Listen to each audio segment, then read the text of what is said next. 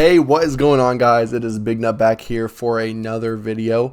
We are going to be doing the This Week in Destiny TWID, also known as the TWAB if you played long enough. But let me tell you, from looking over here, it looks a little juicy. But we'll get started. So, Vespers Host is the dungeon. Okay. So, Vespers Host Dungeon Raid Race. Act 1 developer live stream October 1st. I will probably be going a review over that in the PvP Strike Team update. New PvP stuff coming out. Is that what I'm hearing right now? Is that what I'm hearing right now? Alrighty, so let's jump into this. Vespers Host, a new dungeon coming with the Revenant, will be released Friday, October 11th. Told you about that in my last video. They are announcing the dungeon race with the contest mode enabled. As we've done with raids in the past, we're inviting the top fire teams to compete for glory and prizes in the race to the finish line. It's going to be a bit different compared to the raid this time. The first 3 fire teams to finish the dungeon will be crowned winners and rewarded. So it's going to be 9 guardians, it looks like. So contest mode will be enabled for 48 hours. Normal mode will be available as soon as the first 3 teams clear the dungeon. You will need available. Okay, not enabled. Okay, so after the first 3 teams clear, you're able to do it on normal mode. I'm going to be guessing that you're not going to get an emblem because they've done emblems in the past. If you haven't been here for raid races in the past, they've done emblems, and that's how they usually do their raid races. But I don't know what to expect with this dungeon race. But 1985 looks pretty easy. Everyone should be at least 2,000. Shouldn't be any problems there. Entry requirements. Assemble a fire team of 3 players for Vespers Host Dungeon and contest mode from the Planet System map. All fire team members must own the final shape dungeon key and acquire the quest Rogue Network from Spider. Spider's coming back. Well, that checks out. We're doing like a fallen vampire theme in Revenant. All right. Contest mode details. Contest mode applies some very specific roles to raids. In now dungeons, enemies are more aggressive. Encounters feature resurrection tokens. And some encounters will have an enrage mechanic that limits the number of phases for all players to complete. Also, character power does not provide an advantage. Yeah. Those of you that triumph over this challenge in the first 48 hours after the dungeon launches will earn bragging rights, a special emblem, and the dungeon exotic. So if you're doing it in the first 48 hours, you are getting Icebreaker. You're getting Icebreaker, you're getting that emblem. Holy. Okay, so I already was planning on going to be doing it in 48 hours, but if you're getting Icebreaker with it, that's wild. They're just giving it to people that complete it. So I wonder if this is actually going to be a pretty hard dungeon to 3-man. I wonder what teams what teams people are going to use, what they want to, if they want more hunters, do they want more warlocks, do they want more titans? Because I know, is it in Revenant that's coming out with the new Titan aggro? If that's in Revenant, that's crazy. That could be pretty crazy pretty quick. These are the raid race for Twitch Rivals. So basically, if you watch it between October 11th, 9:30 a.m. Pacific time or to 10 a.m. Pacific time on the 13th, you can get this emblem. If you subscribe to your favorite Destiny streamer, subscribe to me. I'll be live. You can get this. I'll enable it on my Twitch that you can subscribe and you can get this emblem. Actually, I will do enable. If you're a creator looking to be a part, today, sign-ups begin today and will be open until October 4th. All right. Yeah, no, I am affiliate on Twitch, so I should be able to get this. So we're going to try for that. Join us for the Revenant Act developer live stream. Holy wow, that emblem looks really nice. So it's coming out on, I'm in Eastern time zone, so that'll be 1 o'clock for me on October 1st. Oh, and with an early chat of the upcoming changes that will arrive in Codename Frontiers. So you just have to watch for at least 15 minutes to get this emblem right here. So there's that for you. I'll do that, zoom in for these emblems too. There you go. PvP Strike Team update. Let's see this right now. So basically, the preview of what's coming in Revenant, General Crucible, a reprised Destiny 2 map, Solitude, updated UI features, class icons return, assisted by message. Oh, wow. Assists. So, all those kills that everyone gets in Crucible now that you never got, especially in Trials, you're not going to get it no more. And Tool of Destruction tombstone icons. Mercy roll changes, lobby balance improvements, in competitive point reward simplification, placement match improvements. Okay. Sandbox, weapon meta overview, PvP weapon micro tuning, and Trials is getting upcoming map schedule. New weapons, and a class-based Trials labs. Okay.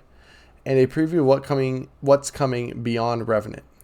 Heresy next episode, Trials of Osiris rework. Crucible Crucible specific. I forgot how to talk. Basically, I just forgot how to English for a second. Ability uptime tuning, playlist reorganization, Iron Banner improvements, and skill and rank changes. Okay. And there's another update planned for 2025. What to expect in Revenant. So, to set expectations, we will be relatively quiet during Revenant outside of some work on Trials of Osiris, rewards, and general sandbox, spawn, and map tuning. We are now working on substantial overhaul of multiple PvP systems for Heresy and beyond.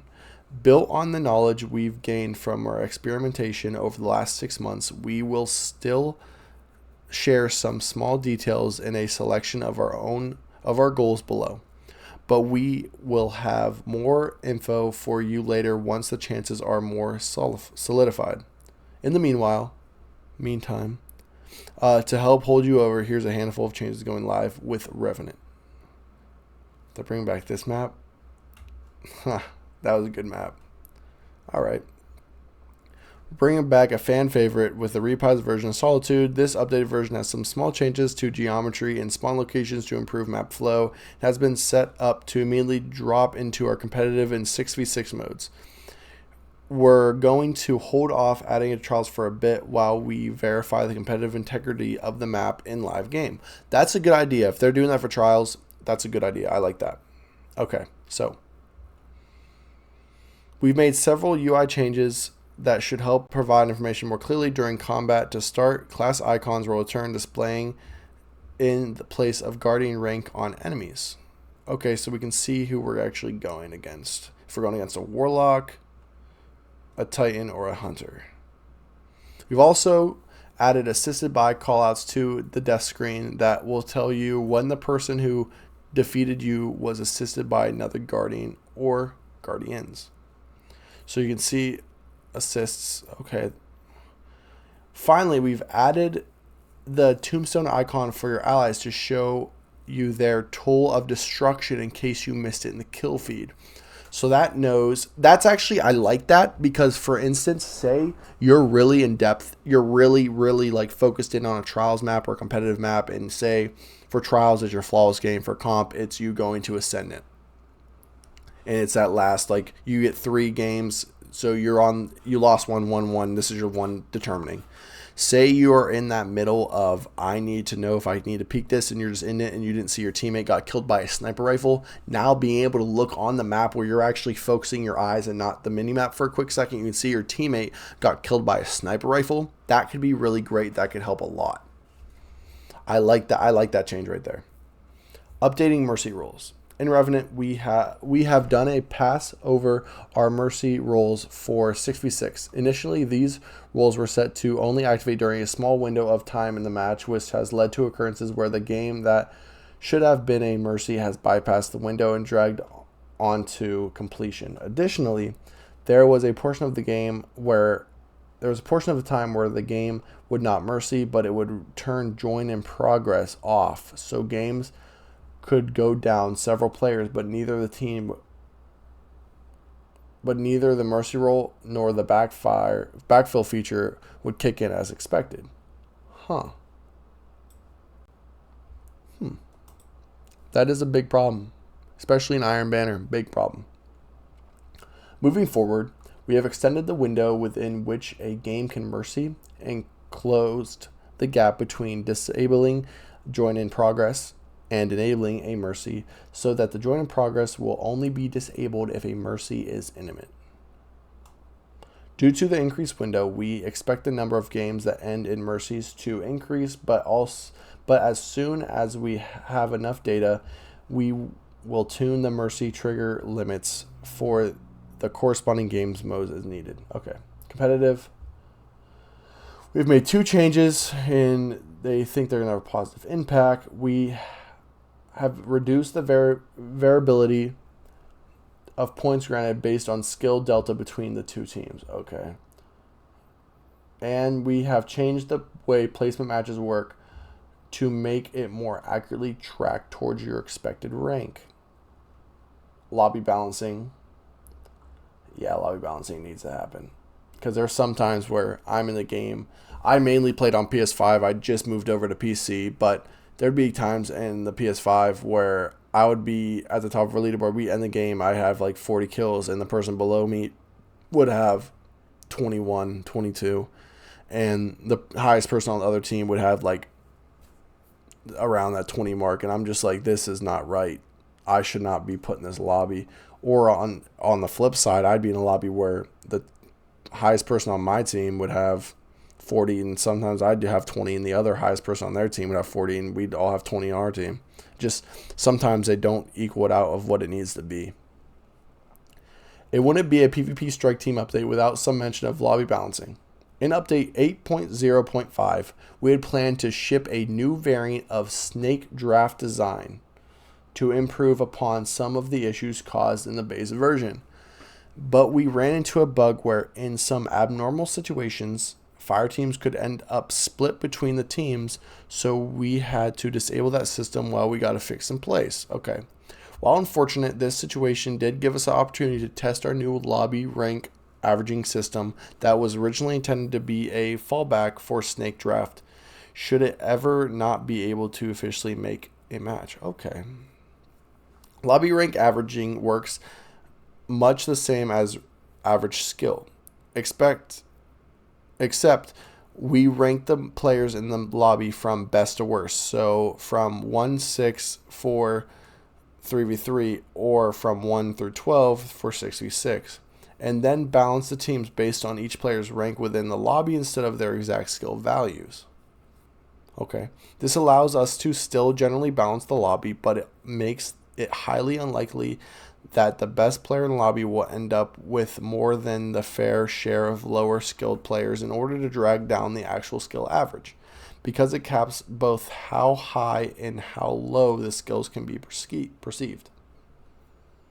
Under the system, most matches end up with skill allocations like what we would expect from snake drafting. However, while there are fewer ways the player can be balanced while achieving the same average on each team compared to average skill, we still experienced some situations where top 3 players could be placed on the same team alongside the bottom 3 players. This could end up creating an odd team dynamic where the critical mass of highly skilled players on one team rolls over the opposite team composed of mostly average players, despite half of the winning team contributing very little to the outcome. So that's what I was just saying about basically how some games I'm in there and I'm doing 40 kills and the person below me is doing 20. That I see what they mean there. Okay. So they're putting this in the Crucible. Sandbox. Ooh, there's a lot to talk about. Okay, there's lots to talk about in the sandbox, but we have had an abilities and gameplay preview last week. The next week, we will have a weapons and armor preview. So we're not going to spend too much time on it here. We did have one note we missed last week. In Revenant, we are going to be placing a cap on the amount of crouch inputs you can enter per second to equalize hold to crouch with toggle in terms of its behavior. Okay. This limit is something that can be tuned because a tactical crouch or two during an engagement is an expression of skill and not something we want to discourage. We verified in our playtesting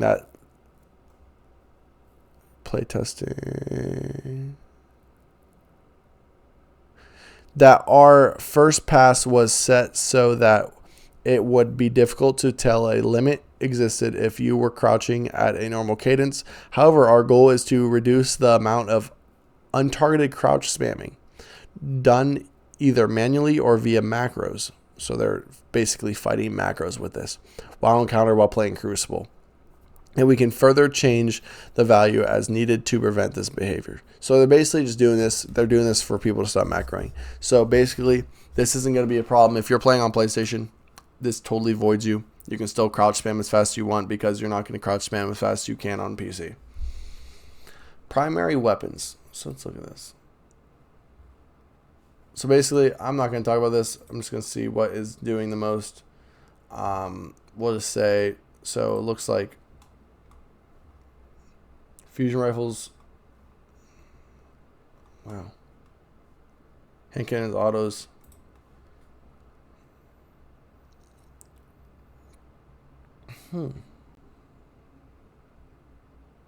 At high skills, hand cannons are your favorite. At mediocre skills, sidearms, subs, and scouts are your favorite. All right. Primary weapon meta since. Okay. Basically moved the line up. Did it? Yeah. Moved it to 20%.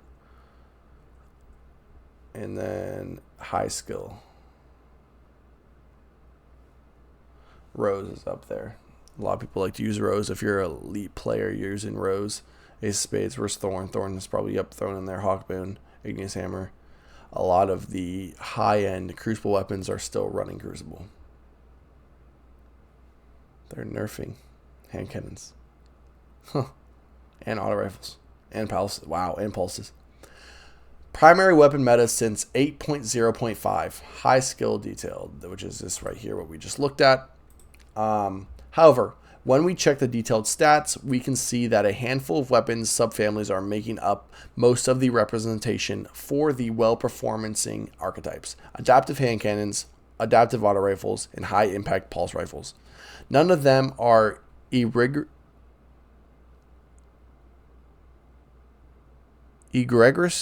I don't even know that word.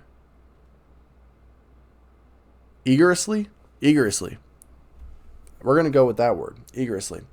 Too strong. So for Revenant, we want to focus on bringing up the low performers more than nerfing the strongest options. But we are going to be making some minor changes to both ends. Okay. So let's look at these nerfs. Adaptive hand cannons. Base damage from 44.7 to 44.5. And critical damage 80.3 to 80.1. They're reducing the 3-tap range. So they're adding more fall off. Okay. Adaptive auto rifles, 26.5 to 26.25. Reducing forgiveness against high resil. High impact pulse rifles, critical to 40.1 to 39.6.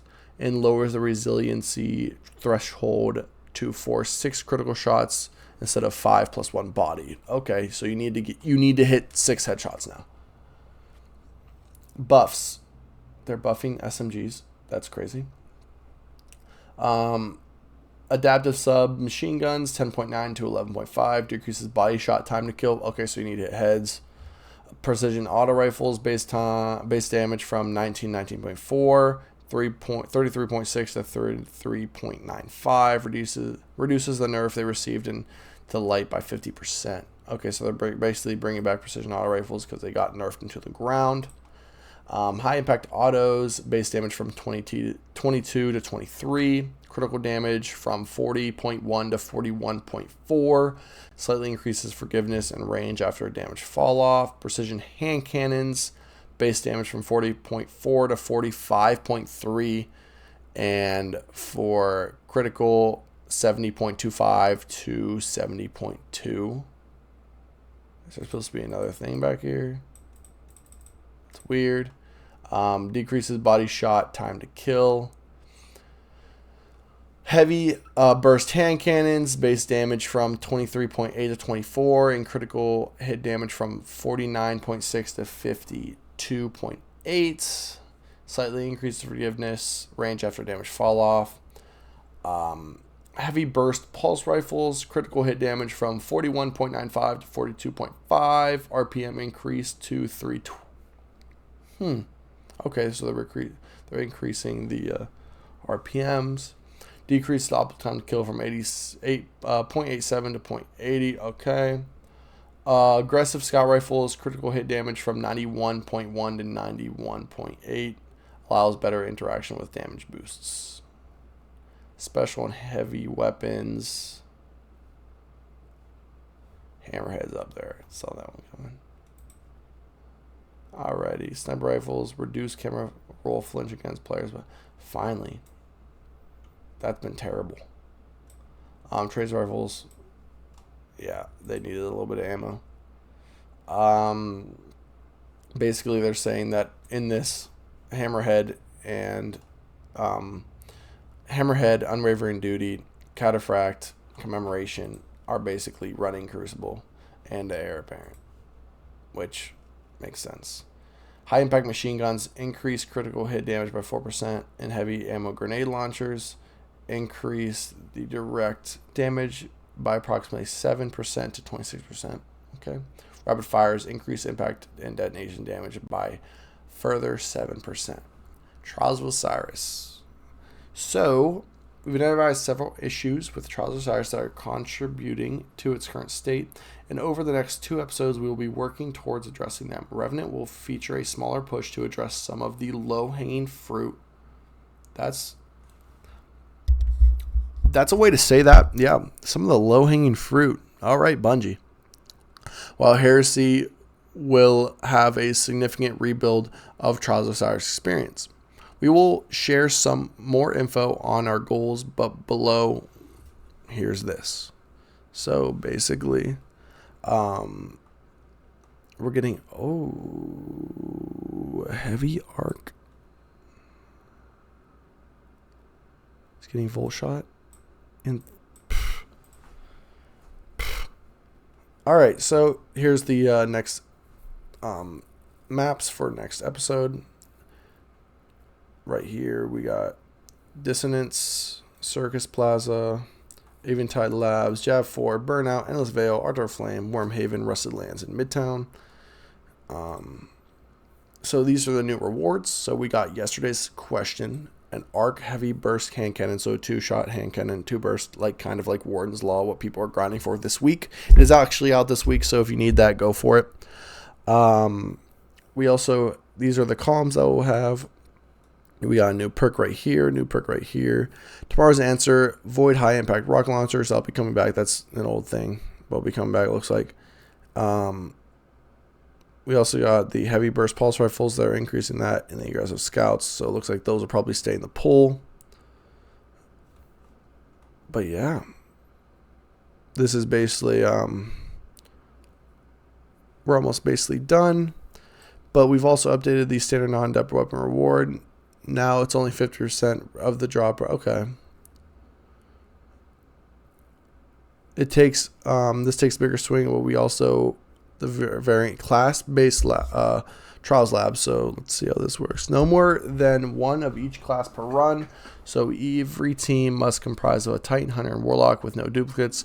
We currently have this scheduled to run twice during the season, and we are very interested to hear your feedback on how it plays. Matchmaking will be active so that you can run solo or in a duo, and the matchmaking will find players that do not match your class. Okay. There are also a couple additional changes coming, increasing Osiris ciphers and reducing the stratification on the fire team matchmaking to allow duos to match trios more often. They're basically making it so you want a team of 3, which is good. Future trials changes, new aesthetic rewards trials include new armor set for each class, new ship, new sparrow, new goat, and a new exclusive emblem, new flawless emblem. It's coming in Heresy. Make the challenger pool less of an all or nothing experience that prioritizes flawless or bust gameplay. All right. We want to improve the story of the flawless set of assessed rewards for high player skills to flex appropriately. Seeing a player with a specific glow in the new trials emblem should mean something special and not just a wow. So they're going to make trials. They're fixing trials basically. This is good. I like this. Bring back the trials of Destiny 1 and how you could get the special emblems and you can get the exotic emblem. If they bring back the exotic emblem, do that. That would be pretty sweet. However, the trials, to succeed, there needs to be something for everyone. We want to bring additional players into trials by offering an alternate experience, more like Iron Banner in terms of the loot chase, but for 3v3. The focus here is making it rewarding to play and not necessarily reliant almost entirely on wins to attract players who otherwise avoid the current iteration of trials entirely because of its perceived high-stakes nature. All right. We also want to update Dominion to be more in line with the modern sandbox. For example, we are experimenting with making the zone appear later in each round and increasing the time it takes to capture the zone, among our other potential changes. Beyond, Trials isn't a thing we're going to put that is going to be getting a major overhaul in Heresy. Okay. They're basically rebuilding Trials. Wow. Oh, and they're going to be doing rebuilding competitive.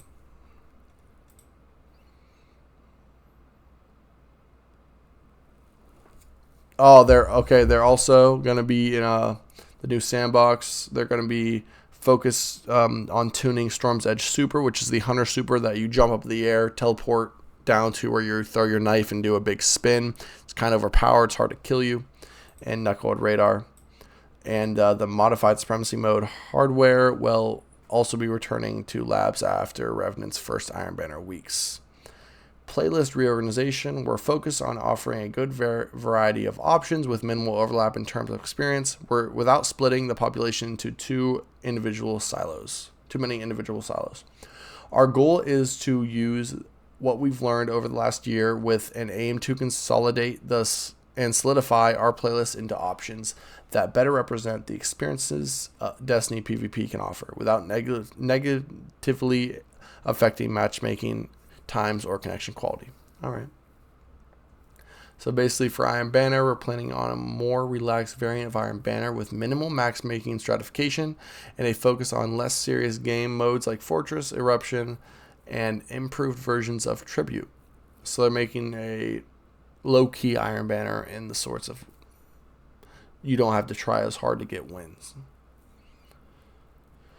All right, better sorting fire teams based on the skill variants present within them so we can more effectively differentiate between an actual highly skilled stacked fire team and a casual mixed skill group of friends or clanmates playing together. Rewarding fire teams better in general and to incentivize grouping up like what we've begun to do in trials, skill and rank changes. So basically, we want our skill system to be more transparent, easily understood, so players can get a better feeling of where they sit relative to other players for matchmaking purposes. Competitive point gains should feel like they make sense, and the ladder you climb should be more easily understood.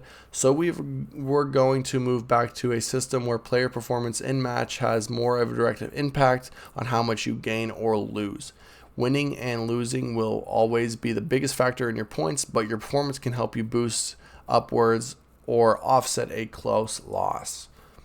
Okay, so they're basically, if you are getting carried through competitive and you're getting no kills, it's basically on you now, and you're not getting as many points as the person that has 20 kills in the comp game and you have 3. But all right, that was all with Crucible. They're adding a new category in Fireteam Finder for Encore. So they're adding like exotic catalyst missions. Let's do secret stuff, looking for collectibles, finding nodes, stuff like that. Artist of the week right here. Little movie of the week. But yeah, that's basically it.